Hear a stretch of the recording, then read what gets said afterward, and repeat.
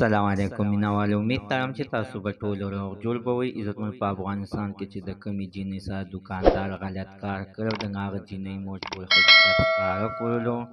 ځکه عزتمنو چې وایي چې زما د لور سره ظلم شوی دی، زیاتی شوی دی، دوکاندار ورسره په زوره باندې غلط کار کړی دی.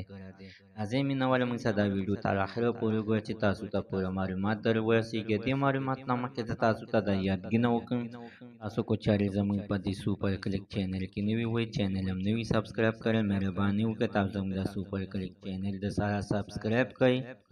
خوا کې سره د ټالۍ نشان ووهئ چې هر یوه نوې معلوماتي ویډیو تاسو ته په اسانۍ باندې در ورسیږي.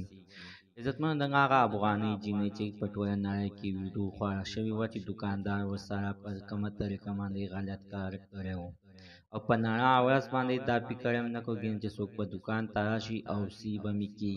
ځکه عزتمنو چې په دې سړي باندې شیطان ډېر د سخت زورور شوی چې د دغه جینۍ سره بله ملګرې وه، هغې ورته ویل چې خدای دې غره کړه دا ته څه کې اوس په در باندې څوک راشي او ټوله زندګي به دې خرابه شي، بیا به در سره څوک یعنې واده به هم نه کوي.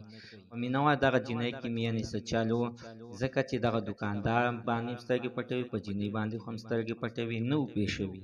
اوس عزتمنو د دغه جینۍ مور وویل چې زما لور سره ظلم شوی دی، زیاتی شوی دی، خو چېرې دی دوکاندار ورسره داسې حرکت نه وی کړی، زما لور هېڅکله داسې حرکت نه شو کولی.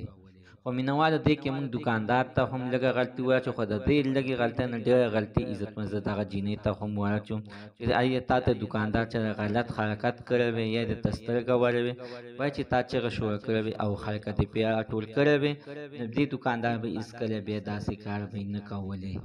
دې جینۍ خو هم د دغه د څو پیسو دپاره دغه سامان دپاره داسې کارونه کول چې هر څه سامان به زه د دې نه یعنې پورې به یو څه په دې جینۍ ته دې خبرې علم نشته چې دې بابا ما ته دلته کې کیمره لګولې. زموږ دوست عزتمن تر نن ورځې معلومات د دې پورې د نوي معلومات دپاره د سره زموږ د سوپر کلیک چینل د سره سبسکرایب کړئ، خوا کې یو سره د ټالۍ نشان ووهئ چې هر یوه نوي معلوماتي ویډیو تاسو ته په اسانۍ باندې در ورسیږي.